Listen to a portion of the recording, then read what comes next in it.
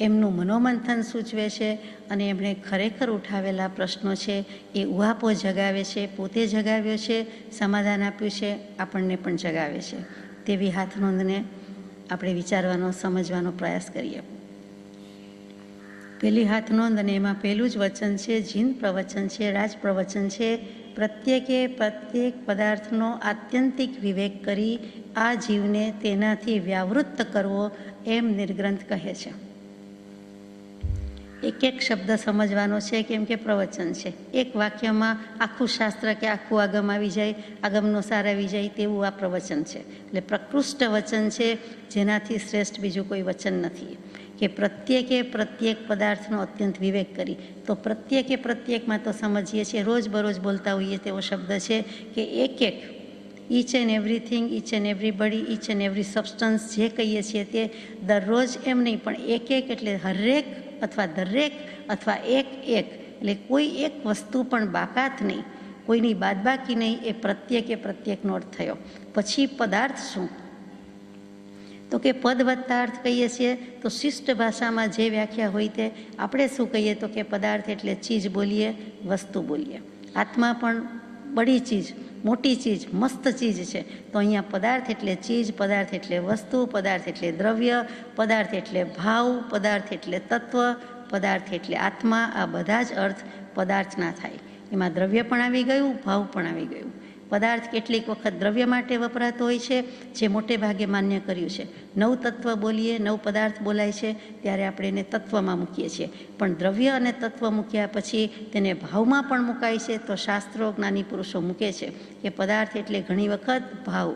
જ્યારે પ્રભુશ્રીજી ઉપદેશામૃતજીમાં લખે કે બે જ વસ્તુ છે, ભાવ અને પરિણામ, ત્યારે એમણે ઘણું કહી દીધું છે, ઘણો ગુઢાર્થ રહેલો છે કે ભાવ કહેતા શું? ભાવના 25-35 અર્થ થતા હોય, પણ એમને શું અભિપ્રેત છે, ત્યાં શું અભિપ્રેત છે, એવી રીતે ભાવ શબ્દની વાત લઈએ છીએ ત્યારે વિચારણા કરીએ છીએ. અહીંયા પદાર્થ એટલે ભાવ, ભાવ એટલે પદાર્થ પણ કહેવાય. તો ફરીથી પદાર્થ કહેતા ચીજ, વસ્તુ, દ્રવ્ય, ભાવ, આત્મા, પદાર્થ જે શબ્દ કહીએ છીએ, જે ષટ દ્રવ્યાત્મક વિશ્વ વ્યવસ્થા છે, ધર્માસ્તિકાયથી માંડીને બધું જ, એ પણ પદાર્થ કહેવાય. જીવાજીવ નવ તત્વ છે એ પણ પદાર્થ કહેવાય. કોઈ પણ ભાવ પણ પદાર્થ કહેવાય. અને કોઈ વસ્તુ છે એ પણ પદાર્થ કહેવાય. તો જગતમાં તો અનંત વસ્તુ છે, એમાં મુખ્ય બે જ કેટેગરી, બે જ વિભાગ છે, જળ અને ચેતન. તો અહીંયા પદાર્થ એટલે પ્રત્યેકે પ્રત્યેક પદાર્થ કહેતા એકો એક ચીજ, એકો એક વસ્તુ, એકો એક દ્રવ્ય, એકો એક તત્વ, એકો એક ભાવ, અને એનો વિવેક કરવાની વાત છે. આગળ જઈએ. વિવેકની પહેલાં શબ્દ મૂક્યો, વિશેષણ મૂક્યું, અત્યંત વિવેક. પેલું તો અત્યંત શું? તો કે અત્યંત એટલે સમજાઈ જાય કે અતિશય, અધિક જેને કહીએ, ઘણું ઘણું, બહુ બહુ, એટલે એ તો નાનો સાદો સીધો અર્થ થયો. પછી અત્યંત કહે કૃપાળુદેવ ત્યારે પૂર્ણ, એનો પૂર્ણ વિવેક કરવાનો છે, પૂરેપૂરો કરવાનો છે, ઓછું કરવાનું નથી, એને મૂકવાનું નથી, અને અંશ માત્ર બાકી રાખવાનો નથી. પૂરેપૂરો એટલે કે પૂર્ણતાનો લક્ષ્ય પૂર્ણ વિવેક કરવાનો છે. બીજું જ્યાં પૂર્ણ આવે ત્યાં અનંત આવે, એટલે કે અનંત કાળ માટે કરી લેવાનો છે, એનો કોઈ દિવસ અંત નહીં આવે, એટલે કે નિત્ય શાશ્વત. એટલે અહીંયા પૂર્ણ પણ અર્થ થાય, અનંત પણ અર્થ થાય, અને નિત્ય પણ થાય. એથી અધિક આપણને લાગુ પડતો અર્થ કે બહુ બળ્યો, બળવાન વિવેક જોઈએ. જીવો પ્રબળપણે વિવેક કરે એટલે બહુ બળવાન કહીએ, અધિક બળવાન કહીએ, અથવા અતિશય બળિયો કહીએ, જોરાવર કહીએ, જોરદાર કહીએ, જોમ જોશને જોરપૂર્વકનો જે છે, એટલે કે અતિ બળવાન, એ પણ આ અત્યંત શબ્દનો અર્થ થાય છે. અને ત્યાર પછી નિત્યમાં આવી જાય છે આ જીવન. 2 વર્ષ પૂરતો વિવેક કરીએ, 2 મિનિટ માટે કરીએ એમ નહીં, એ આજીવન રહેવો જોઈએ. છેક મરણ સુધી, જીવનના અંત સુધી, જીવન પર્યંત ટકાવી રાખવાનો છે. આજ સુધી માન્યું, પછી ન માનીએ એ ન ચાલે, અથવા તો પહેલાં માન્યું હવે ન માનતા હોય એ ન ચાલે. એક સમય વિવેક કર્યો તો એ આજીવન માટે છે. એટલું જ નહીં, પણ નિત્ય છે એ પૂરેપૂરો રહેવો જોઈએ, કેમ કે શાશ્વત એવા પદાર્થની, ચીજની, આત્માની વાત છે, અને એ વિવેક નહીં કરીએ તો કોણ કરશે? આત્મા પોતાનો વિવેક નહીં કરે તો કોણ કરશે? આત્મા જ કરશે. એટલે આત્માની જ વાત છે. એટલે અત્યંતનો અર્થ કર્યો, પછી વિવેક. હવે વિવેક આવે એટલે પહેલું આપણને વિનય વિવેક કહીએ છીએ તે જ યાદ આવે. જે વ્યવહાર વિનય છે, અથવા તો સત દેવગુરુ ધર્મનો વિનય છે, તે વિનય વ્યવહાર અથવા તો વિનય શબ્દ અને વિવેક શબ્દ સાથે જાય છે. તો એમ અહીંયા વિવેકનો અર્થ લેવાનો નથી, પણ વિવેક એટલે વિશેષપણે વહેંચી લેવું. તે વિ વત્તા વિચ, વિ વિશેષપણે, વિચ વહેંચી લેવું. જે કોઈ વસ્તુ હોય, જે કોઈ વાત હોય, એને વિશેષ પ્રકારે વહેંચી લેવી. બે ભાગ કરવા એમ નહીં, બે જુદા કરી દેવા એમ નહીં, પરંતુ વિશેષ પ્રકારે વિચારણા કરીને વહેંચી લેવું, તેનું નામ વિવેક છે. આ જીવને તેનાથી વ્યાવૃત્ત કરવો. વિવેકની વાત આવે ત્યારે હંમેશા હંસની વાત મુકાય, હંસનું દૃષ્ટાંત મુકાય કે ક્ષીર નીરનો વિવેક કરી શકે છે. ક્ષીર યાને દૂધ, નીર યાને પાણી. એટલે કે દૂધ અને પાણી, દૂધ જ રહેલું છે, પણ એ જેવું ટચ કરવા, ચાખવા, પીવા માટે જાય છે, જ્યાં ચાંચને સ્પર્શ થાય છે ત્યાં તરત જ દૂધ અને પાણી છૂટા પડી જાય છે. એક નિયમ જ છે. શું કામ? તો કે એની ચાંચમાં કોઈ ખટાશનો ગુણ રહેલો છે, અમ્લતા છે, કંઈક એસિડિક છે, જેથી કરીને જેવું દૂધને સ્પર્શ કરે એટલે બે વસ્તુ જુદી જ પડી જાય છે, દૂધનું દૂધ ને પાણીનું પાણી. આપણને દૂધમાં પાણી ન નાખ્યું હોય પણ દૂધ મૂળથી જ પાણીયુક્ત છે, પ્રવાહી છે, પદાર્થ છે, તો એનો એ વિવેક કરી શકીએ છીએ. એને તો કુદરતી સ્વાભાવિક રીતે એ હંસ તરીકેનું પંચેન્દ્રિયપણું મળ્યું અને એ પર્યાયમાં એને લક્ષણ છે, ગુણ છે, એટલે કરી શકીએ છીએ. આપણે મનુષ્યોએ કે કોઈ પણ સમ્યક દર્શન લેવું છે તેવા જીવે વિવેક પ્રયત્નપૂર્વક કરવાનો છે, સમજી વિચારીને કરવાનો છે. એના તો એ લક્ષણ છે એટલે સ્વાભાવિક થઈ જાય છે, પણ હંમેશા એનું જ દૃષ્ટાંત આપવામાં આવે છે કે વિવેક હંસનું વાહનજી અથવા તો સાચુજી. એ સરસ્વતીજીનું વાહન છે અને એ હંસ એટલે આત્મા અને એ જ વિવેક કરે છે. વિવેકમાં બીજા કોઈનું દૃષ્ટાંત ચાલતું નથી કે એ જેમ દૂધ પાણી જુદા કરે છે તેમજ આપણે બે વસ્તુ જુદી કરવાની છે. કઈ બે વસ્તુ? તેનો વિચાર કરવાનો છે. આ જીવને તેનાથી વ્યાવૃત્ત કરવો. વ્યાવૃત્ત શબ્દ મજાનો છે. આપણે આવૃત્તિ બોલીએ છીએ કે આ પુસ્તકની બીજી આવૃત્તિ, 8મી આવૃત્તિ, 5મી આવૃત્તિ વગેરે એડિશન કહીએ છીએ, સુધારેલી એડિશન કહીએ છીએ, આવૃત્તિ કહીએ છીએ. અહીંયા +, આવૃત્ત છે, તો અહીં સુધારાનો અવકાશ નથી, પણ જે છે તે વહેંચી લેવાનું છે. વ્યાવૃત્ત કરવો એટલે એનાથી અલગ કરવો, એનાથી જુદો પાડી દેવો, એનાથી નિવૃત્ત કરવો, એના વિનાનો કરવો એટલે એનાથી રહિત કરવો, એને પરિવર્તિત કરવો, એને પાછો હટાવી દેવો, એને પાછો વાળી દેવો, તે વ્યાવૃત્ત કર્યું કહેવાય.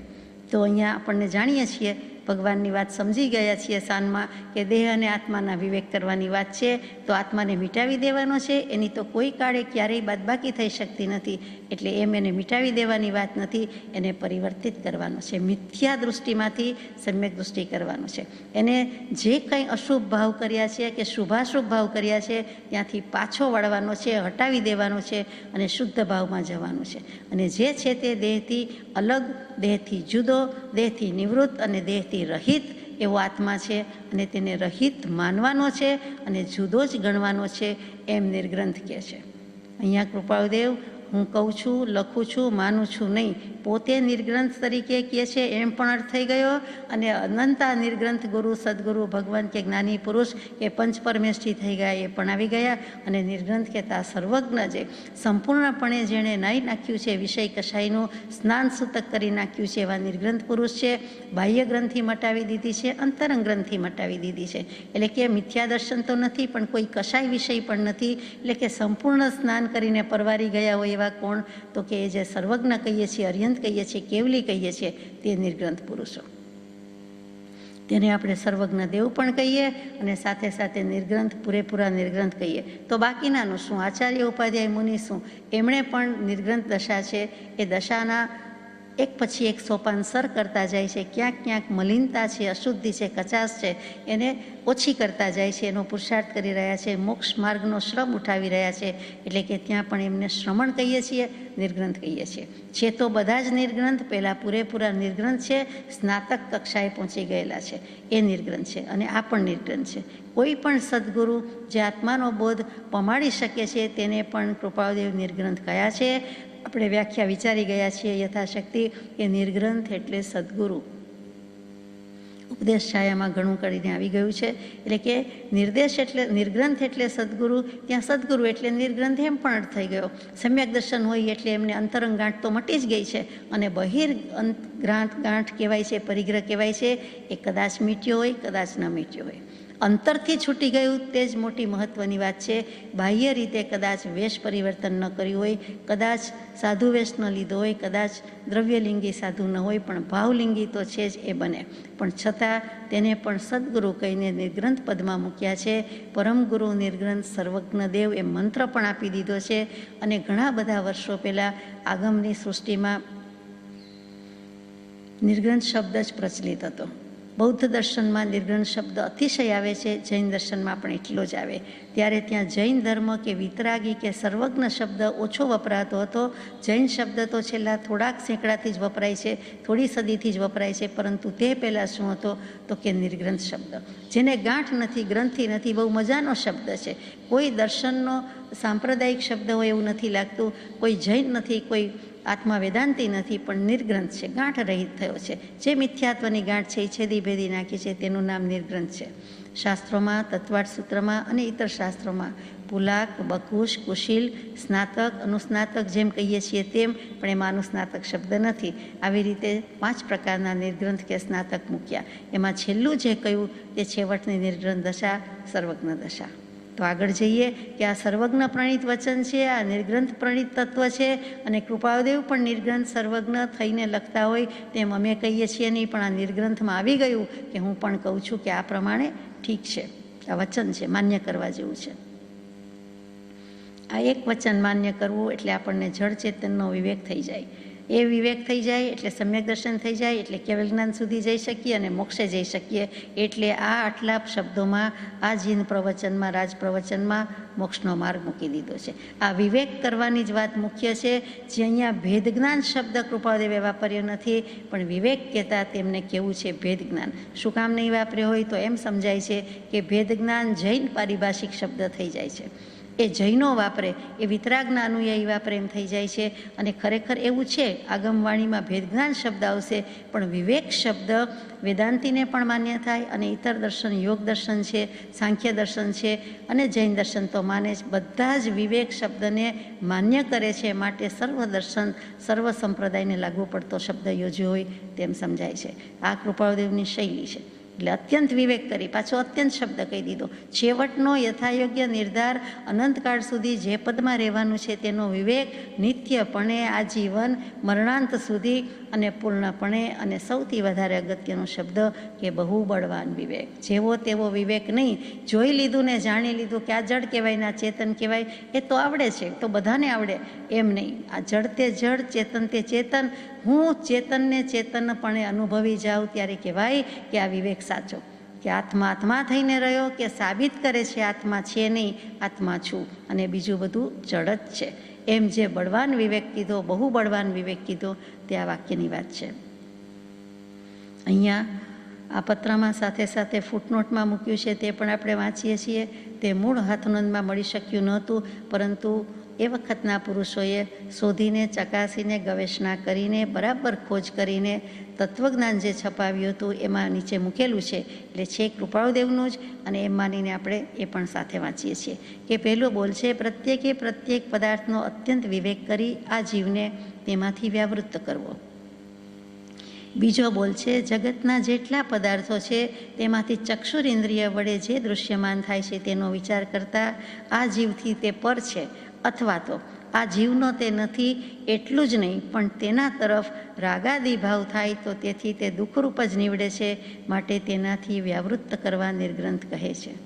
જગતમાં જેટલી વસ્તુ છે અને ચક્ષુર ઇન્દ્રિયથી, આંખથી જેટલું દેખાય છે, દૃશ્યમાન થાય છે, તે બધું જ તેનો વિચાર કરતાં સમજાય છે કે તે વસ્તુ દૂર રહી છે કે નજીક રહી છે, પણ મારી આંખથી જુદી છે. એટલે કે જે આંખથી જોઉં છું, આત્મા જ જોવાનું કામ કરે છે આંખના નિમિત્ત કે સાધન વડે, તો કે એ વસ્તુ જુદી છે, એનો જોનારો આત્મા જુદો છે, અને એ જે આંખ છે એ પણ જુદી છે. દૃષ્ટા, દર્શન અને દૃશ્ય, આ ત્રણેય વસ્તુ જુદી છે એમ માનવાનું છે. પરંતુ જોતા મેં જે રાગ વગેરે થઈ જાય છે, રાગ આદિ એટલે રાગ દ્વેષ બધા ભાવ થઈ જાય છે, તો એ જુદા જ છે, એ દુઃખરૂપ લાગે છે. પરંતુ ત્યાં જો એટલો વિવેક થઈ જાય કે જોનારો જુદો છે, જોવાની વસ્તુ જુદી છે, જોવાની પ્રક્રિયા જુદી છે, અને હું તો એ બધાથી હું કહેતા આત્મા ચેતન તો એનાથી જુદો જ છે, એ અળગો જ છે, એ ન્યારો જ છે.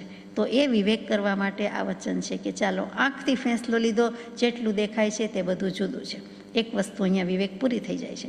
ત્રીજો બોલ છે, જે પદાર્થો ચક્ષુર ઇન્દ્રિયથી દૃશ્યમાન નથી અથવા ચક્ષુર ઇન્દ્રિયથી બોધ થઈ શકતા નથી, પણ ઘ્રાણેન્દ્રિયથી જાણી શકાય છે તે પણ આ જીવના નથી ઇત્યાદિ. હવે નાકથી માનો કે સુગંધ દુર્ગંધ આવી તો વસ્તુ સામે દેખાતી પણ નથી, પરંતુ ભાન પડે છે, જ્ઞાન પ્રગટી જાય છે કે આ વસ્તુની સુગંધ છે અથવા આ વસ્તુને લીધે દુર્ગંધ આવે છે. તો ઘ્રાણેન્દ્રિય નાકનો વિષય થયો, સુગંધનો વિષય થયો, એ પણ જુદો થયો. જેમ આંખથી દૃશ્ય જુદું છે તેમ તે ગંધ પણ જુદી વસ્તુ છે.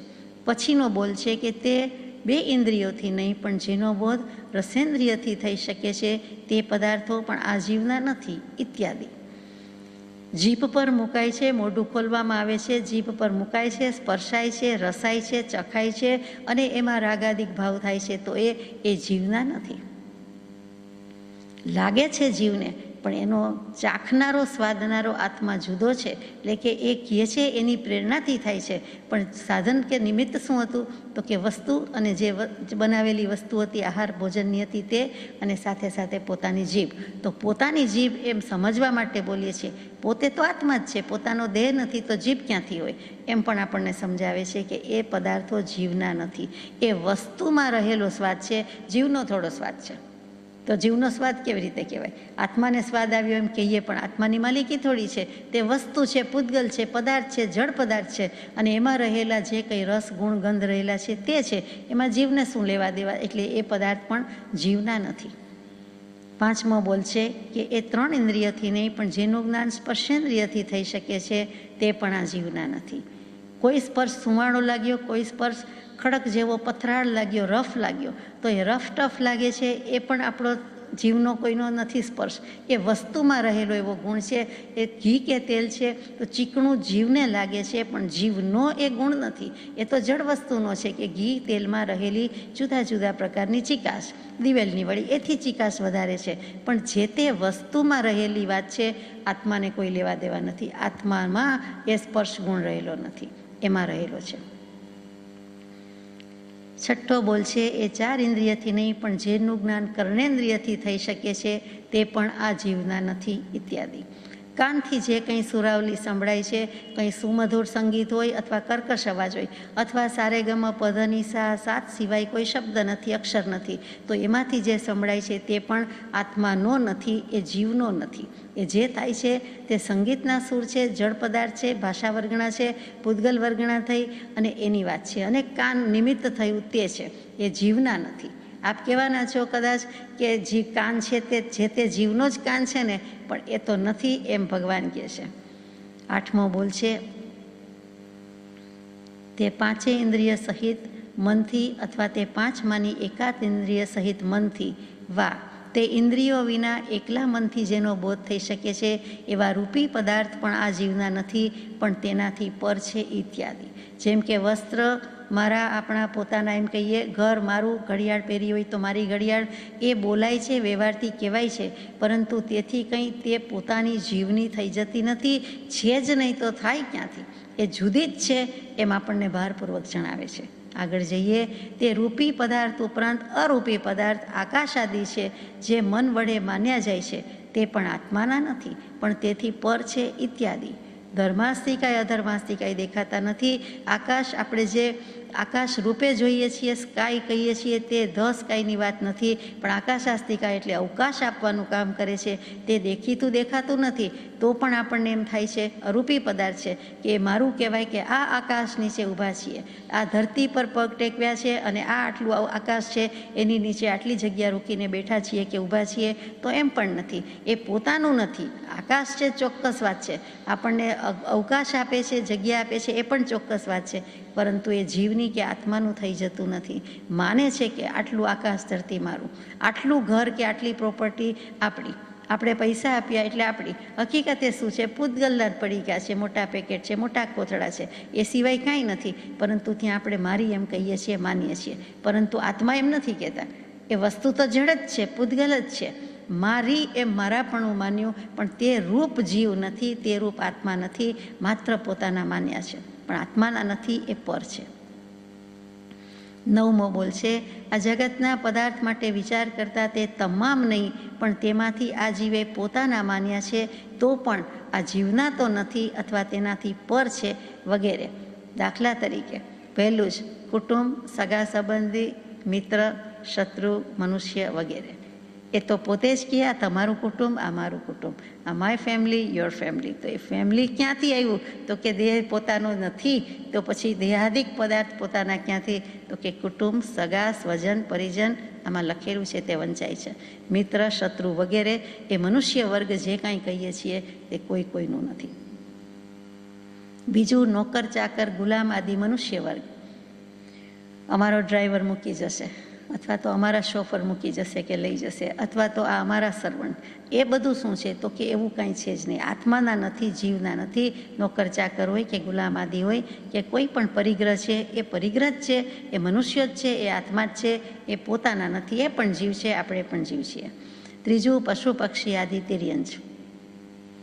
અમે એક સસલું પાળ્યું છે, અથવા તો અમારે ઘરે આ બિલાડી દરરોજ આવે છે, કે આ પાળેલું કૂતરું છે, અથવા તો અમને પેટ્સ તો બહુ વલાય, એના વિના તો શું જીવાય. તો એ જે પશુ, અગર કેટલાક પક્ષીને પણ રાખે, કે પોપટને પાળ્યો હોય અને એમ થાય કે કેવું મજાનું બોલે, આપણે તો એને રામ ભગવાનનું નામ બોલતા શીખવાડવું છે ને, એટલા માટે રાખે. પણ એને કેટલું બંધન લાગે છે, એનો કોઈ દિવસ વિચાર કર્યો છે? નથી કરી શકતા. એને પોતાનો માની લીધો, અને હું કંઈક શીખડાવી શકું, હું સમજાવી શકું, હું કંપની લઈ શકું, આપી શકું, એવો જે ભાવ, એ બધું તો આપણે જાણીએ છીએ ગલત ભાવ છે. તો પશુ પક્ષી આદિ તિર્યંચ પણ એ પોતે જીવ છે, આપણે પણ જીવ છીએ. એ આત્મા છે, આપણે પણ આત્મા છીએ. પણ એ આપણા પશુ પક્ષી થઈ જતા નથી, કે અમારે આટલી ગાય છે ને અમારે આટલી ભેંસ છે, ત્યાં જ સમજાઈ જાય કે અમારે છે એમ બોલ્યું જાય છે. હકીકતમાં એ જુદા છે, આપણે જુદા છે. થોડોક વખત માટે આપણા ઘરે આવ્યા છે, આપણે પાલન પોષણ કરવાનો પ્રયત્ન કરીએ છીએ, અને સામેથી એની પાસેથી અપેક્ષા પણ રાખીએ છીએ. એમનેમ પાળતા પોષતા નથી, એના દૂધની અપેક્ષા છે. એટલે વિનિમય છે, એક્સચેન્જ કરીએ છીએ. માટે એની વસ્તુ, સેવા આપણે માગતા હશું, અને એનું પાલન પોષણ કરવાની જવાબદારી આપણી હશે, એમ માનીને રાખીએ. એ વસ્તુ જુદી જ છે, સમજવામાં તો જુદી જ છે, પણ મારાપણું કરીએ છીએ એટલો જ દોષ. કેવલી ભગવંતે પણ આ મારાપણું જ છોડ્યું છે, અહમત્વ મમત્વ જ છોડ્યું છે, બીજું કાંઈ છોડ્યું નથી.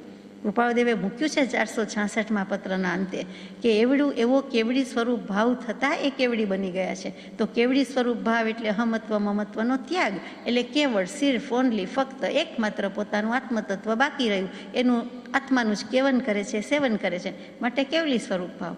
ગાંઠ કાઢી નાખી મારાપણાની કે પોતાપણાની, જે કાંઈ મિથ્યાત્વની હતી. આટલી જ સીધી સાદી વાત કેમ આપણે સમજી શકતા નથી, એ વિચારનીય છે. ચોથું, નારકી દેવતા આદિ. એ પણ જીવ છે, પોતાના નથી. એ ઇન્દ્રને એમ થાય કે મારી તૈનાતમાં, મારી સેવામાં આટલા સેવકો, આટલા દેવદેવી, બિલકુલ ખોટી વાત છે. શું તૈનાત ને શું સેવા? એ આત્મા છે, તમે આત્મા છો, ને થોડાક સમય માટે આપણે ભેગા થયા છીએ.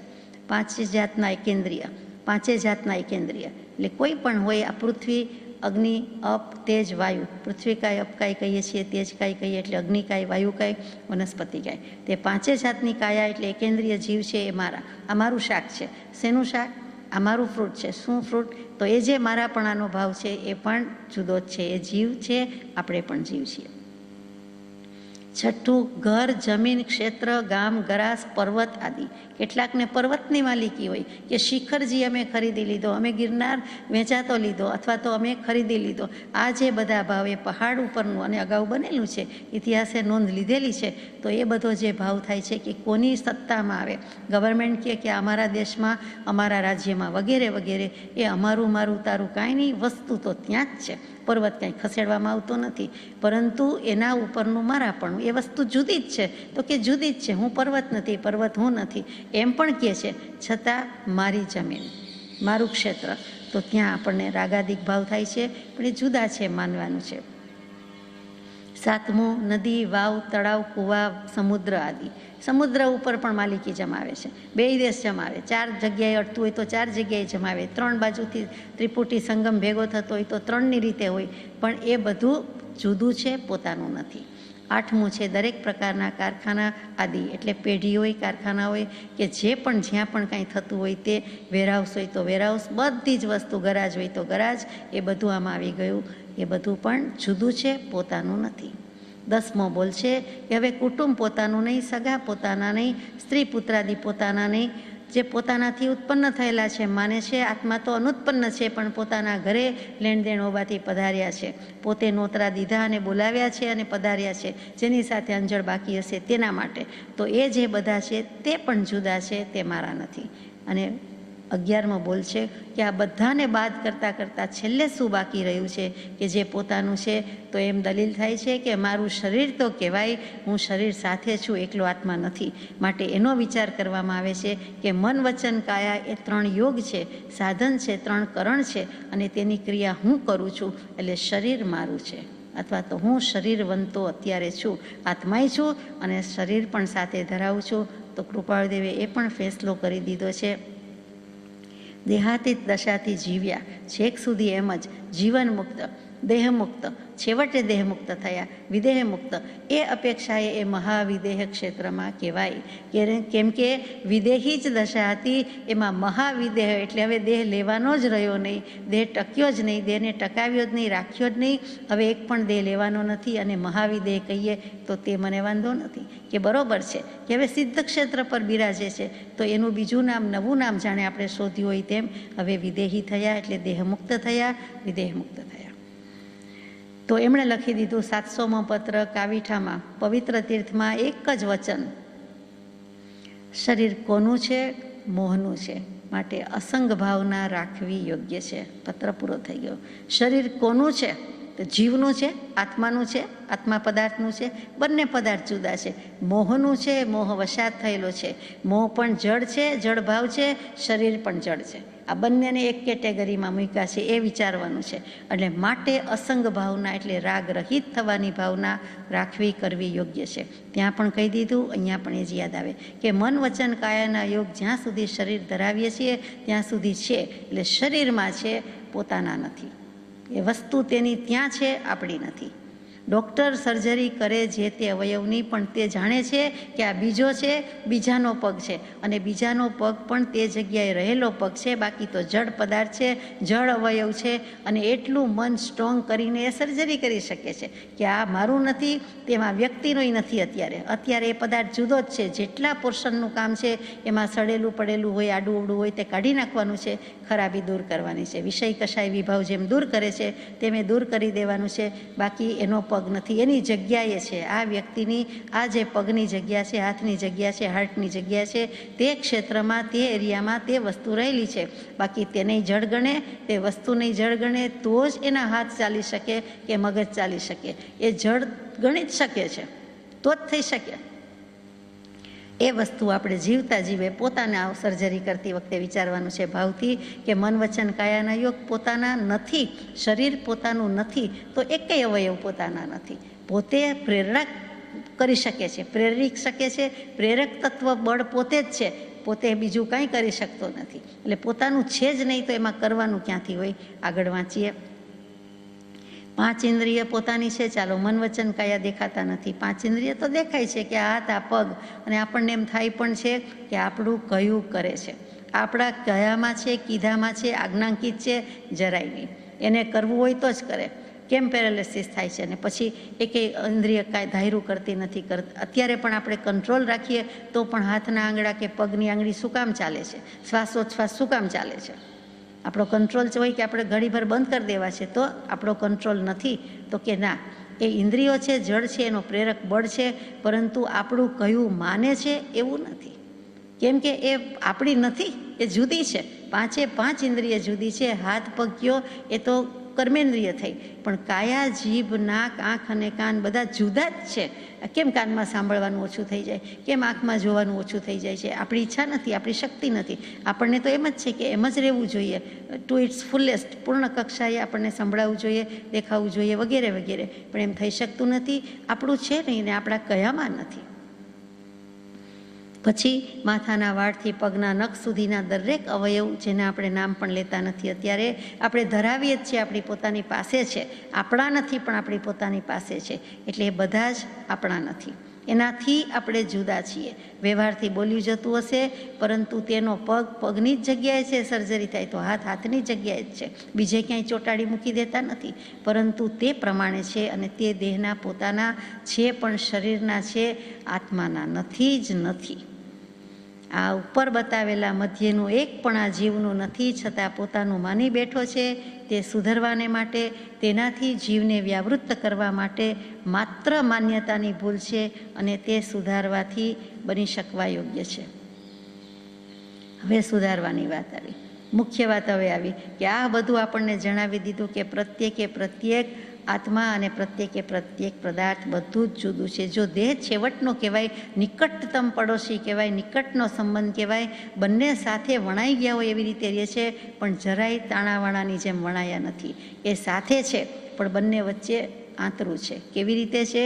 તો કે જ્ઞાન લક્ષણ આત્માનું છે અને પૂતગલના લક્ષણ તો આપણે જાણીએ છીએ, જળના લક્ષણ છે. તો આત્મા છે એ સ્વભાવથી, રાગથી હંમેશા ભિન્ન જ છે, જુદો જ છે. ફરીથી આત્મા એનું જ્ઞાન લક્ષણ છે, ઉપયોગ લક્ષણ છે.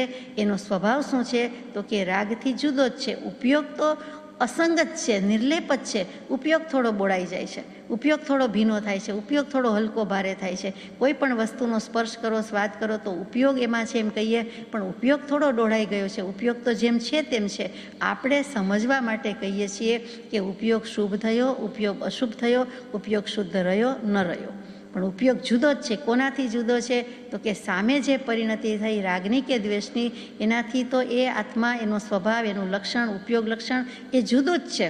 આ આપણે માન્ય કરવા જેવું છે. આપણે એમ માની લીધું છે કે આત્માનો ઉપયોગ શુભ થઈ ગયો, અશુભ થઈ ગયો એટલે એ એમાં ભીંજાઈ ગયો કે એમાં ઓતપ્રોત થઈ ગયો. એવું હોય તો કોઈ દિવસ મોક્ષ થાય જ નહીં. જ્ઞાન લક્ષણ આત્મા સ્વભાવથી, રાગથી ભિન્ન જ છે, એટલે આ બધી વસ્તુથી ભિન્ન છે. બીજી રીતે કહીએ, એ કોઈ મોટી ખાણ હોય, આપણે તો લગભગ જવાનું બન્યું ન હોય અને આ પ્રસંગ ન પડ્યો હોય તે બરાબર અનુભવી શકે. તો પછી માર્બલની હોય કે પથ્થરની હોય, અહીંયા આપણે પથ્થરની ખાણની વાત કરીએ છીએ. એમાં કેટલા બધા પથ્થરો રહ્યા હોય, તે બધા એક જ જગ્યાએ રહેલા છે અને પથ્થરની ખાણ એમ જ બોલાય છે. પરંતુ દરેક પથ્થર જુદો છે કે નહીં? છે. એક જ પથ્થરમાં પણ વચ્ચે અથવા તો બે પથ્થર સાથે હોય, એક મોટો હોય એમાં, તો એમાં પણ વચ્ચે સાંધો લીટી જેવું પાતળી રગ હોય છે. આપણને માર્બલમાં તો સ્પષ્ટ દેખાય છે. એ જે પાતળી રગ છે ત્યાં એ જુદાપણાનું ભાન કરાવે છે. આપણે લક્ષમાં લેતા નથી. એક જ માર્બલ છે એમ થાય છે, દેખીતી રીતે એમ જ છે, પણ જે ઘટના ઘટે છે એ પણ પૃથ્વીકાયના જીવ છે. તો એમાં વચ્ચે જે પાતળી રગ છે એટલે કે લીટી જેવું લાગે છે, એને સાંધ કહેવાય છે, સંધિ કહેવાય છે. અને તે રગમાં દારૂ ભરીને ફોડવામાં આવે છે.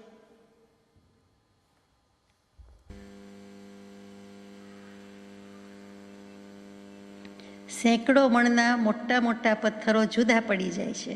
તેમ જ્ઞાન સ્વરૂપ ભગવાન આત્મા અને વિભાવ સ્વરૂપ રાગની વચ્ચે સંધિ છે, નિહિસંધિ ક્યારેય થઈ નથી. ફરીથી જે ખાંડની વાત આપણે કરી રહ્યા હતા કે ખાંડમાં પથ્થરો વચ્ચે જે સાંધ કે લીટી હોય છે, એ લીટી જેવી પાતળી રગ હોય છે. જેમ શરીરની નસ કહીએ, રગ કહીએ તેમ, અને તે રગમાં દારૂ ભરીને ફોડવામાં આવે છે અને પછી સેંકડો મણના મોટા પથ્થરો પણ બિલકુલ જુદા પડી જાય છે. તેમ આપણો જ્ઞાન સ્વરૂપ ભગવાન આત્મા દરેક વ્યક્તિનો પોતાનો જ તે અને વિભાવ સ્વરૂપ રાગ એ બે વચ્ચે સંધિ જ છે, નિહિસંધિ ક્યારેય થઈ નથી. જો થઈ ગઈ હોય તો સિદ્ધ ભગવાન પાસે પહોંચી જાય. આત્માનું ચૈતન્ય દળ અને શુભાશુભ રાગ ગમે ત્યાં સુધીનો હોય, તીવ્રમાં તીવ્ર શુભ હોય, તીર્થંકર નામકર્મ બાંધતી વખતનો શુભ રાગ હોય, તો પણ તે બંને વચ્ચે સાંધ છે. એટલે કે એક બાજુ આત્માનું ચૈતન્ય દળ છે અને બીજી બાજુ શુભાશુભ રાગ છે. ત્રિકાળી વિતરાગ સ્વભાવ જે કહીએ છીએ તે અને આપણે જે કરીએ છીએ તે રાગ, એ બંને વચ્ચે સાંધ છે. એ બંને વચ્ચે કદી પણ કાંઈ થયું જ નથી કે ભેદ પડ્યો જ નથી. જો અનાદિ રાગમાં સ્વપણાના અધ્યાસના કારણે અજ્ઞાનીને એમ લાગે છે કે હું કરું છું, અથવા તો એક લાગે છે હું જ કરું છું, મારો આત્મા જ કરે છે, એટલે બધું એને તાદાત્મ્યવત લાગે છે. પણ આત્મા અને રાગ ક્યારેય એક સરખા થયા નથી, એટલે કે એક થયા જ નથી. અને આપણે માનીએ કે થયા છે તો પણ માની શકાય નહીં તેવી વાત છે. તે ક્યારેય એક થયા જ નથી. ફરીથી બંને પોતપોતાના નિયત લક્ષણથી જુદા ને જુદા જ છે. કયા બંને જુદા છે? તો કે જળ ને ચેતન જુદા છે. ચેતન કહેતા જે આપણે ભગવાન આત્મા કહીએ છીએ તે જ પોતાનો જ આત્મા, જ્ઞાન સ્વરૂપ આત્મા છે તે, અને બીજી બાજુ છે તે શુભાશુભ ભાવ અથવા તો રાગાદિક બુદ્ધિ, રાગાદિક ભાવ. એ બંને પોતપોતાની રીતે જુદા છે, તો બંને એક થાય જ કેવી રીતે?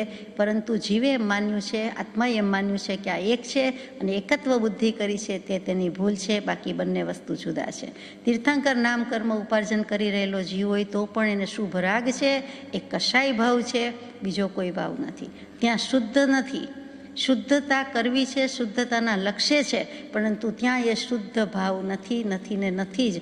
જો આટલી વિશિષ્ટ પુણ્ય પ્રકૃતિ ઉપાર્જી રહેલો આત્મા પણ, એને પણ આપણે કશાય કહેવો પડે, શુભ ભાવવાળો કહેવા પડે, કેમ કે શુદ્ધ ભાવ નથી ત્યાં. એ શુદ્ધ ઉપયોગને શુદ્ધ ભાવ હોય તો આવી કોઈ કર્મ પ્રકૃતિનો બંધ લાગે નહીં, એ પણ વિચારવા જેવું છે. એટલે કે એટલી સુંદર પ્રકૃતિ બાંધતા હોય તો પણ ત્યારે તેને આ રાગ ભાવ કીધો છે, તો બીજા જીવોએ, સંસારી મુમુક્ષુઓએ સમજી લેવા જેવું છે કે આ પણ જુદું, આ પણ જુદું. બંનેને એક સરખો જ નિયમ લાગુ પડે. તે રાગ ભાવ છે, રાગાદિક ભાવ છે. જગતનું, સર્વેનું, સવી જીવ શાસન કરું રસી, એ બધું શું છે? તો કે તીવ્ર શુભ રાગ છે, અને ત્યાં કશાય ભાવ છે, એટલે કે શુભ ભાવ છે. કશાય રહિતપણું નથી, કશાય સહિતપણું છે, એટલે તે પણ કરવા યોગ્ય નથી એમ કહેવાનું છે. અહીંયા કહેવાનું તાત્પર્ય એટલું જ કે એક બાજુ ભગવાન આત્મા ચૈતન્ય સ્વભાવ, અને બીજી બાજુ જે ત્રિકાળી સ્વભાવ કહીએ, ધ્રુવ સ્વભાવ કહીએ, તે બીજી બાજુ છે તે રાગાદિક ભાવ કરે છે, તે છે.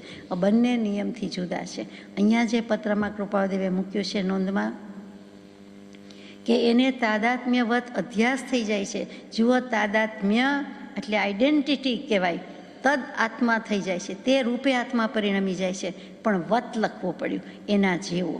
આપણે કોઈને કહીએ કે આ જળ જેવો છે, જ્ઞાની પુરુષ એમ કે જળ જેવા જીવો સમજતા નથી, પણ જેવા કહેવા પડે. જળ નહીં કહી શકાય, જીવ છે.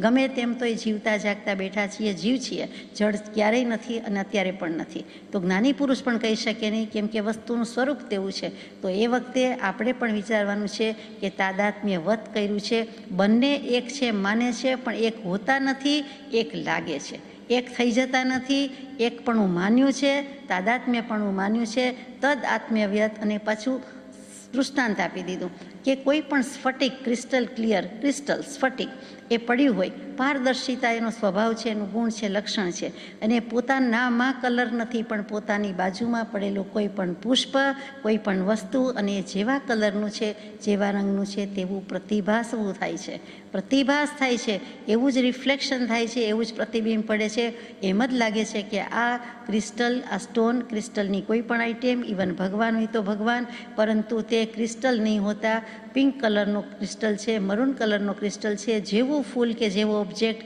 જેવો પદાર્થ બાજુમાં પડ્યો છે, તેવા કલરનું તેમાં આપણને પડછાયો, પ્રતિબિંબ ને ભાસ થાય છે. જેને કૃપાદેવ કહે છે પ્રતિભાસવું થાય છે, એટલે કે રિફ્લેક્શન આવે છે અને એની ઝાંખી થાય છે. તે કલરના હોય તેમ લાગે છે. એમ તાદાત્મ્યવત અધ્યાસ થઈ જાય છે. વત લખ્યું છે, તાદાત્મ્ય સાધી લેતા નથી, તાદાત્મ્ય જેવો એને ભાવ થઈ જાય છે. સર્વ વિભાવ પર્યાય રૂપે આત્મા થઈ જતો નથી. સર્વ વિભાવ પર્યાયમાં માત્ર પોતાને અધ્યાસથી ઐક્યતા થઈ છે, પણ તેથી જુદું જ, તદ્દન ભિન્ન જ પોતાનું સ્વરૂપ છે, એમ જીવે વિચારવા જેવું છે. ભિન્ન જ છે, પણ ત્યારે ભિન્ન, જુદો, ન્યારો, અળગો, નોખો, અનોખો માનતો નથી. જો માને તો તે જ વખતે તેને વિવેક થઈ જાય છે, અને વિવેક થઈ જાય છે એટલે આખી ગાડી પૂરપાટ આગળ જાય છે. સમ્યક દર્શન થાય છે, સ્વભાવનું ભાન થાય છે, આત્માની અનુભૂતિ થાય છે, અને એ જ આત્મજ્ઞાન અને આગળ જતાં એને કેવલ જ્ઞાનની પ્રાપ્તિ કરાવે છે અને મોક્ષે લઈ જાય છે. તો જુદું પાડવું કે જુદું માનવું એ મુખ્ય વાત થઈ. ગમે તેવું ગંદુ પાણી હોય, એમાં કતક ફળ એટલે કે નિર્મલી એટલે કે એલમ ફટકડી નાખીએ, એનું ચૂર્ણ કરીને નાખ્યું, મેલ નીચે બેસી જાય, આપણો અનુભવ છે. અને પાણી કેવું મજાનું આશરી જાય, કેવું મજાનું શુદ્ધ, સ્વચ્છ, ચોખ્ખું ચણક થઈને ઉપર આવી જાય, આપણો અનુભવ છે. એકવાર પણ કરી જોયું હોય તો ખબર છે કે ફટકડી નીચે, પાણી ઉપર, અને એકદમ નિર્મળ, ક્રિસ્ટલ ક્લિયર. એમાં એ દૃષ્ટાંતમાં શું સમજવાનું છે કે પાણીમાં મેલની માફક આત્મામાં કર્મો એકરસ થઈને રહેલા છે. તેને કર્મ તથા આત્માના જુદા જુદા લક્ષણો દ્વારા જુદું જુદું નિર્ણિત કરવામાં આવતા આત્માને દેહ માનવાની અને દેહને આત્માની ભૂલ શરૂ થાય છે, અને એ ભૂલ દૂર કરવામાં આવે. શરૂ તો થયેલી જ છે અનાદિકાળથી. એ ભૂલ દૂર કરવામાં આવે એનું નામ ભેદ જ્ઞાન છે. આ ભેદ જ્ઞાન જૈન પરિભાષાનો શબ્દ અને અહીંયા કૃપાળદેવે વિવેકથી કામ લીધું છે કે ત્યાં વિવેક થઈ જાય છે, જડ તે જડ, ચેતન તે ચેતન. આ ભેદ જ્ઞાનની મદદથી જ કર્મો આત્માથી જુદા થાય છે, વિખેરાઈ જાય છે, છૂટા પડી જાય છે, નિર્જરી જાય છે અને ક્ષય પણ થઈ જાય છે. અને આત્મા રાગ દ્વેષ રહિત, રાગ દ્વેષ અજ્ઞાન રહિત એટલે કે મલિનતામાંથી નિર્મલતાને પામે છે. તો એટલું તો કરવાનું છે, બીજું તો શું ચોખ્ખો કરવાનું છે આત્માને. મનુષ્યો, કાળા માથાના માનવીઓ પથ્થરમાંથી સોનાને જુદું કરી શકે છે, શરીરથી વસ્ત્રને જુદું જ માનીને ઓઢે પહેરે છે, અનુભવે છે. તપાવેલા લોઢાથી અગ્નિને જુદો કરી શકે છે, શેરડીમાંથી રસને જુદો કરે છે, કાદવથી જળને જુદું જુએ છે, મોરપીંછમાંથી ત્રાંબુ જુદું પાડે છે, તલમાંથી તેલને અલગ કરી શકે છે, દૂધમાંથી ઘી બનાવી શકે છે. તો જ્ઞાની પુરુષ એમ કહે છે કે એ જ માણસ, એ જ મનુષ્ય વિવેક કરી નાખે તો મહામાનવ થઈ જાય, માનવ થઈ જાય અને ભેદ જ્ઞાન વડે દેહ અને કર્મોને એમાંથી ઉત્પન્ન થયેલી કે થતી જતી રાગ દ્વેષ આદિ ઉપાધિ પરિણતિ એને પણ એટલી જ જુદી જાણે છે, જાણી શકે છે. જ્ઞાની અજ્ઞાની બંનેને કર્મો છે, પણ જ્ઞાની વેદે ધૈર્યથી, અજ્ઞાની વેદે રોય. આ બંનેના કર્મોને અથવા બંનેના ભાવોમાં જ્ઞાની પુરુષ માત્ર જાણે છે, પણ એ વેદતા નથી. જ્ઞાતા દ્રષ્ટા રૂપે જ રહે છે, એ ખરેખર પોતાના ઉપર લાગવા દેતા નથી, એ અપેક્ષાએ એ વેદતા નથી એમ કહીએ છીએ, એ માત્ર જાણે છે. જ્યારે અજ્ઞાની જાણે છે, વેદે છે, અનુભવે છે, રડે છે, હસે છે, આનંદે છે, બધું જ કરે છે. એટલે આ બંને વચ્ચેનો ફરક અહીંયા કહી દીધું કે પહેલાં એ જ્ઞાની પુરુષોએ એ જે રાગ દ્વેષ આદિ પરિણતિ થઈ હતી તે ઉપાધિ થઈ હતી અને જુદી જાણી રહ્યા છે. એટલે કે જે વખતે પ્રોસેસ ચાલુ છે તે વખતે પણ એ ઉપાધિને કે આ બધા વિભાવ પરિણતિને જુદી જાણે છે, જુદી જ માને છે. બંને વસ્તુ છે, જાણનાર તે માન નહીં, એ કહીએ કેવું જ્ઞાન. કૃપાળદેવ આત્મસિદ્ધિજીમાં પૂછે કે તું જાણે છે તો પછી માનતો નથી, અને એને કેવું જ્ઞાન કેવું? જ્ઞાન કેવું કે અજ્ઞાન કેવું? એ અજ્ઞાન જ છે. આત્મા પોતે જાણનાર છે અને પોતે પોતાને જ માને નહીં, એ કેવી વાત છે? આત્મા જ જાણી શકે છે બધું. આત્મામાં જ્ઞાન ગુણ મુખ્ય છે, પૂતગલમાં જ્ઞાન ગુણ નથી. પૂતગલમાં જડતા છે, અજ્ઞાનતા છે, એનો એ ગુણ છે. તો જ્ઞાતાપણું અને દ્રષ્ટાપણું છે, એ બંને ગુણ કોના છે? આત્માના છે. તો જ્ઞાતાપણાના ગુણને કારણે જીવ આત્મા સમસ્ત સૃષ્ટિને અવલોકે છે, એટલે કે જાણે છે. દૃષ્ટાપણાનો ગુણ છે એટલે સમસ્ત સૃષ્ટિને જોઈ શકે છે. તો જોવું અને જાણવું એટલે કે દર્શન અને જ્ઞાન, અથવા તો જાણવું અને જોવું, તો જ્ઞાન અને દર્શન એ બંને આત્માના ગુણ છે, મુખ્ય ગુણ છે. એ બેમાં પણ જ્ઞાન ગુણ તો અતિશય મુખ્ય છે કે જે જ્ઞાન ગુણ હોય તો જ આત્માનો અનુભવ થઈ શકે. જ્ઞાયકતા નામનો ગુણ છે, અત્યંત અનુભવનું કારણ એવો જ્ઞાયકતા નામનો ગુણ, અને એ તો મુખ્ય છે. માટે અહીંયા શું વાત આવી કે આત્માના લક્ષણમાં આપણે જ્ઞાન દર્શન મૂક્યું, અનંત ગુણ અનંત લક્ષણ, જાણપણાનો ગુણ જ્ઞાનનો ગુણ મૂક્યો. અજીવ, જળ, પૂતગલ, કર્મ એ બધા જુદા શબ્દો થઈ ગયા, એટલે કે બિલકુલ ઓપોઝિટ સાઈડ થઈ ગઈ. જીવથી ઓપોઝિટ કહીએ છીએ, બિલકુલ વિરુદ્ધમાં કહીએ છીએ તે અજીવ કહીએ છીએ, ચેતનથી વિરુદ્ધમાં કહીએ છીએ તે જળ કહીએ છીએ, અને આ બાજુ આત્મા કહીએ છીએ, પેલી બાજુ દેહ અથવા પૂતગલ કહીએ છીએ. એના લક્ષણ તો આપ જાણો છો કે બધા જ જુદા છે. વર્ણ, ગંધ, રસ, સ્પર્શવંતા પૂતગલાહ, કેટલાક પૂતગલને શબ્દ પણ છે. તો વર્ણ, ગંધ, રસ, સ્પર્શ અથવા વર્ણ, ગંધ, રસ, સ્પર્શ શબ્દ એ પૂતગલના ગુણ છે. એવી જ રીતે સડવું, પડવું ને વિધ્વંસન થવું એ દેહની શક્તિ છે, દેહનો ગુણ છે, પૂતગલના ગુણ છે. એમાં કંઈ નવું નથી, એ પણ આપણે જાણીએ છીએ. વિવિધ આકારો ધારણ કરે છે, વિવિધ ખોડિયા, વિવિધ ઘર, એ પણ જળની જ માયા છે, પૂતગલની જ માયા છે, માયાની જ માયા છે. એટલે એ બધું જ જૈન દર્શનથી કયો, વેદાંત દર્શનથી કયો, સાંખ્યથી કયો કે યોગથી કયો, બધું એક. જૈન દર્શન જેને અજ્ઞાન કહી દે છે તેને જ સાંખ્ય દર્શન પ્રકૃતિ કહી દે છે, અને તેને જ વેદાંત દર્શન માયા કહી દે છે, અને બધા દર્શન જળ કહી દે છે. આ જે બધા નામ છે તે એક અને એક છે. તો આ બંનેના લક્ષણ જુદા છે, અને જે મન, વચન, કાયા વગેરે ક્રિયા કરે છે, કર્મો કરે છે, હવે આપણી વાત ચાલે છે, એ શું છે? તો કે જડતામાંથી જ ઉત્પન્ન થાય છે. મન વચન કાયાને જળ કહી દીધું, પ્રકૃતિ કહી દીધી, પૂતગલ કહી દીધા. 100% એમ છે, આત્મા જુદો છે, જ્ઞાન દર્શન ગુણવાળો, ઉપયોગવાળો, અને જ્ઞાન દર્શન એની પર્યાય છે, ગુણ અને એની પર્યાય એટલે ઉપયોગ થયા, તો એ પ્રમાણે છે. પણ આ બધા લક્ષણ જે કયા એ તો પૂતગલના અને જળના કયા છે. તો મન વચન કાયા જે કાંઈ કરે છે, જે પ્રકારના કર્મો કરે છે, તે ફરીથી કહેવાય જાય છે કે જડતામાંથી જ ઉત્પન્ન થાય છે. જળથી ચેતન ઉપજે, ચેતનથી જળ થાય એવો અનુભવ કોઈને ક્યારેય કદી ન થાય. ચેતનમાંથી જળ ન થાય, જળમાંથી ચેતન ન થાય. તો જે કાંઈ મન વચન કાયા કરે છે તે બધું પણ જળને જળ જ છે, એ કાંઈ ચેતનની વાત નથી. ચેતન જે કરે છે એ ચેતન કરે છે, જળ જે કરે છે તે જળ કરે છે. બીજી રીતે સમજીએ અનુભવની દૃષ્ટિથી, આપણા વ્યવહારના અનુભવની દૃષ્ટિથી, કે કાં તો આપણને કુળની અસ્મિતા આવે છે કે અમારું ઊંચું કુળ અથવા તો અમારા ફેમિલીમાં આમ કે તેમ. પછી અમારું વર્ણ એટલે પાછી જ્ઞાતિ વગેરે આવે છે કે અમારી જ્ઞાતિ કે અમારી જાતિમાં કે અમારા ગ્રુપમાં કે અમારા ધોળમાં આવું, એટલે ત્યાં વર્ણ આવી ગયો. પછી વાણિયા, પટેલ, બ્રાહ્મણ, શૂદ્ર વગેરે કહીએ છીએ તે પણ વર્ણની વાત આવી ગઈ. પછી પક્ષની વાત આવે છે કે આ ચૂંટણી લડતા હોય તો આ પક્ષ તે પક્ષ, અથવા તો ક્યાંય પણ ભણતા કરતા હોઈએ તો અમારો પક્ષ તમારો પક્ષ, અમારી બાજુ તમારી બાજુ, ક્યાંય પણ હોઈએ એટલે આપણે તરત જ પક્ષ, બાજુ, નહીં, અભિપ્રાય, એંગલ એમ જુદી જુદી રીતે પક્ષ લેતા હોઈએ છીએ, કરતા હોઈએ છીએ.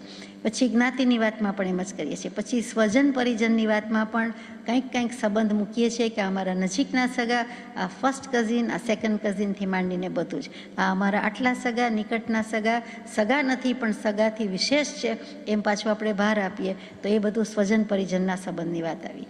આ મારા ભાઈ, અમારા પિતા, અમારા પતિ, અમારા પુત્ર, અમારા સંતાન, આ સંતાનના સંતાન, આ સ્પાઉસ, આ લાઈફ પાર્ટનર, એમ માંડીને છેવટ કહીએ કે આ દેહ, અને હમણાં દેહ સામો પડ્યો છે કે દેહની સામે પડ્યા છીએ. દેહની સામે પડનારા તો કૃપાળુદેવ, આપણને એમ થાય કે આપણી સામે દેહ પડ્યો છે.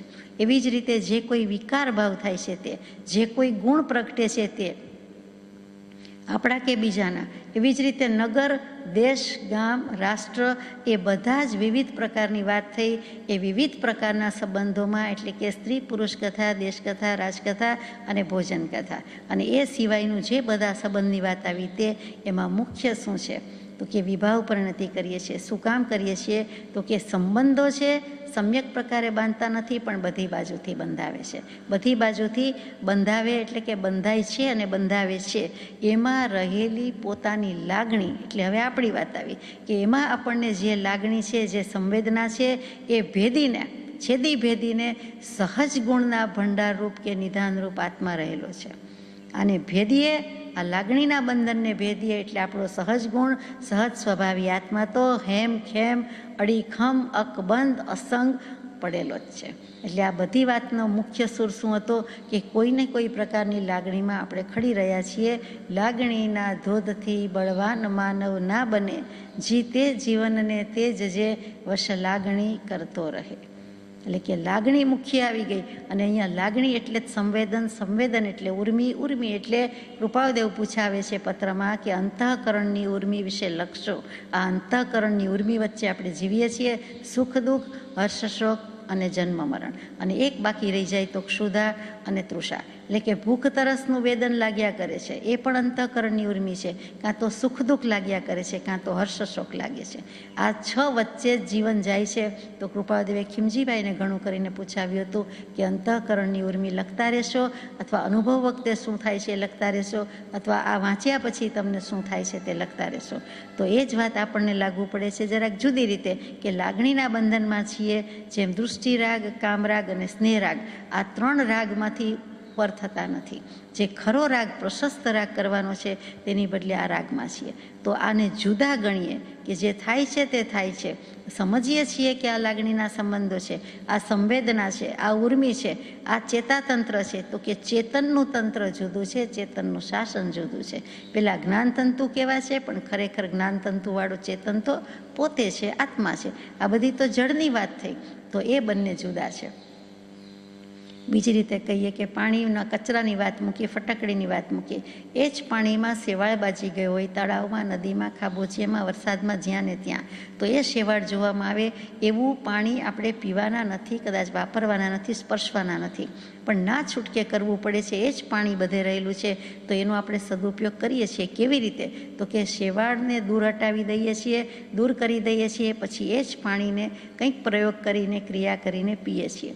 અહીંયા વિકલ્પો કીધા છે લાગણીના કે બંધનના. એ કૃપાળુદેવ કે સમસ્ત શાસ્ત્ર કરતાં એક જ શબ્દ કહે છે અને તે વિકલ્પ છે, અને એ વિકલ્પથી દૂર રહેવાનું છે. સંકલ્પને પણ વિકલ્પમાં લઈ લીધો. વિકલ્પને ઝાડ સમજવાની છે, ઝંઝાળ સમજવાની છે, શેવાળ સમજવાની છે.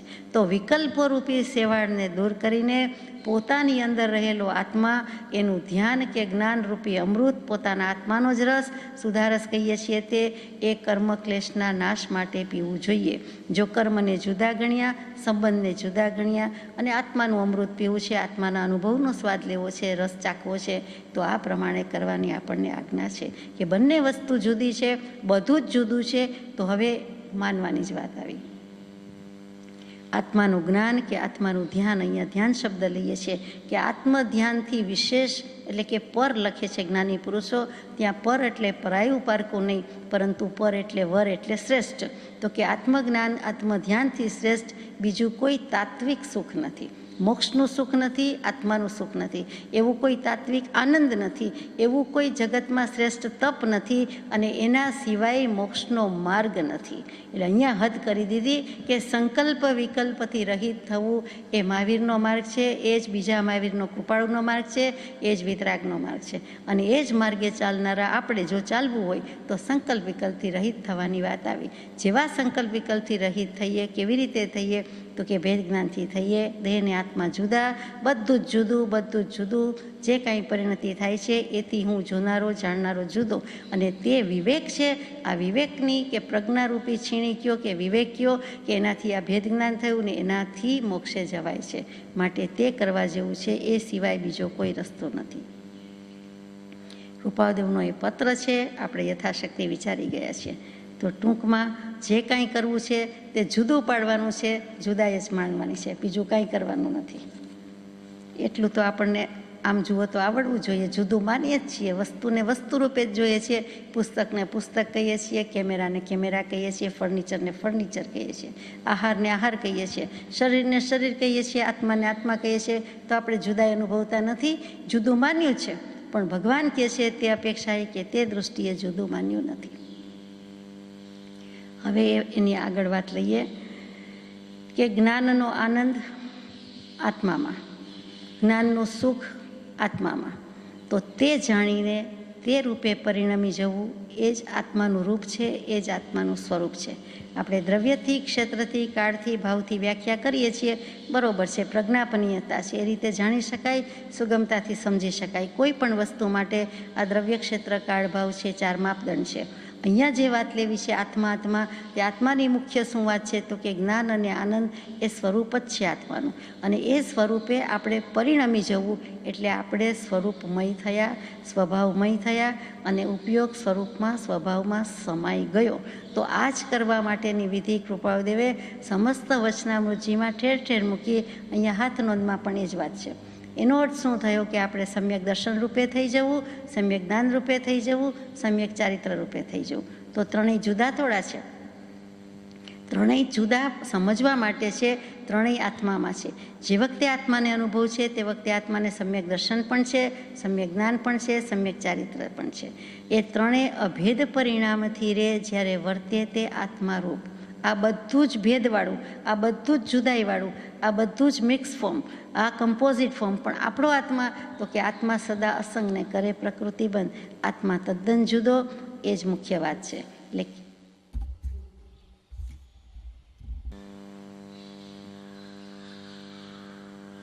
આત્મા પાસે જ સમ્યક દર્શન છે, સમ્યક જ્ઞાન છે, સમ્યક ચારિત્ર છે, ત્યારે વાંધો ક્યાં છે? તો આપણી પાસે જ છે, તો હવે કરવાનું શું રહ્યું? તો કે છે પણ તે રૂપે પર્યાયમાં પરિણમી ગયા નથી. એટલે કે એ પરિણમી જવું, શ્રદ્ધાપણે થવું, જ્ઞાનપણે થવું, ચારિત્રપણે થવું, આનંદપણે થવું, શુદ્ધ આત્માપણે થવું, તે જ આ બધા ગુણોનું પરિણમન છે.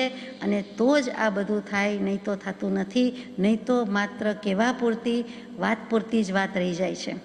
જ્યારે તીર્થંકર દેવ, ગણધર દેવ અને ઇન્દ્ર મહારાજાની હાજરીમાં અબજોના અબજો દેવોના સમુદાય વચ્ચે સમવસ્ત્રણમાં વસ્તુનું સ્વરૂપ બતાવતા હોય, તેવી જ રીતે કુંદકુંદ ભગવંત હોય કે બીજા આચાર્ય ભગવંત હોય, એમણે પણ લખ્યું. અને પછી એના પરથી બનારસીદાસજીએ પણ લખ્યું. અને પરમ કૃપાળુ દેવે પણ અનુભવીને જીવતા જાગતા સમય સાહેર થઈ ચૂક્યા, એમણે પણ લખ્યું એવું આ વચન. વસ્તુ તો મૂળથી જ આવી છે, આદિ પુરુષથી આવી છે, આગમ પુરુષથી આવી છે. એ જ વસ્તુને આપણને સમજાય તેવી રીતે આવી, એ આપણા ભાગ્ય છે અને કૃપાળુદેવની મહતી કૃપા છે. તો એવું જ રીતે બનારસીદાસજી એક પદમાં લખ્યું છે, બહુ જ ટૂંકમાં વાત લઈએ છીએ. શુદ્ધનય નિહચય કેલો આપું ચિદાનંદ અપને હિ ગુણ પર જાયકો ગહતું. એટલે કે વ્યવહાર નહીંનો વિકલ્પ અને નિશ્ચય નહીંની વાત ખરેખર છે. તો વ્યવહાર નહીંનો વિકલ્પ છે એ પોતાના ગુણની પર્યાય નથી એમ કહેવું છે. દેવશાસ્ત્ર ગુરુનું અવલંબન જરૂર છે, શરણ જરૂર છે, પણ એ વ્યવહારથી છે. અને એનો વિકલ્પ છે એ પણ વિકલ્પ જ છે, એ મારી પર્યાય નથી. પોતે દ્રવ્ય, આત્મા દ્રવ્ય ચોક્કસ, આત્માના ગુણ ચોક્કસ, આત્માની પર્યાય ચોક્કસ. એ દ્રવ્ય, ગુણ અને પર્યાય પણ સ્વતંત્ર રૂપે પરિણમી જાય છે, એ મુખ્ય વાત કીધી છે. જો શુદ્ધ વસ્તુ છે આત્મા, તો એની પર્યાય શુદ્ધ હોય કે અશુદ્ધ હોય, શુદ્ધ જ હોય. શુદ્ધ ચૈતન્યની ખાણમાં અશુદ્ધતા ભરેલી જ નથી, તો અશુદ્ધતા આવે ક્યાંથી?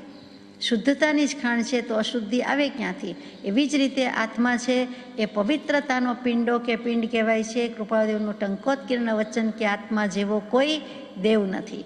તો આત્મા પવિત્ર, પરમ પવિત્ર પિંડ, અને એની દશા પવિત્ર અને નિર્દોષ થાય, એ જ તેની પર્યાય છે, એ જ તેનું સ્ટેજ છે, એ જ એની અવસ્થા છે. દશા કયો, અવસ્થા કયો, પર્યાય કયો, બધું એક જ. આત્મા જો વિતરાગ છે, આત્મા જો પવિત્ર છે, તો આત્માની પવિત્ર નિર્દોષ દશા છે, એ જ એની પર્યાય કહેવાય, બીજી તો કહેવાય નહીં. એટલે કે શુદ્ધ દ્રવ્યની પર્યાય શુદ્ધ જ કરવી જોઈએ, તો જ આટલું જ થઈ શકે તો બસ છે. અને એ કરવા માટે પોતાના દ્રવ્યને જે આદરે, તે સમ્યક દર્શન, સમ્યક જ્ઞાન, સમ્યક ચારિત્રને આદરે, એવો તેનો સ્વભાવ છે. એટલે તો પ્રવચનસારમાં કુંદકુંદાચાર્યજીએ કહ્યું કે જે અરહંતને ઓળખે છે દ્રવ્યથી, ગુણથી અને પર્યાયથી, તે પોતે પણ અર્યંત થાય છે, આત્મા થાય છે, વિતરાગ થાય છે. હવે મુદ્દો શું આવ્યો કે વ્યવહારને ગ્રહણ કરવો કે નિમિત્તને ગ્રહણ કરવું? તો કે વ્યવહાર ગ્રહણ કરો કે નિમિત્ત ગ્રહણ કરો, એ જીવનો સ્વભાવ જ નથી.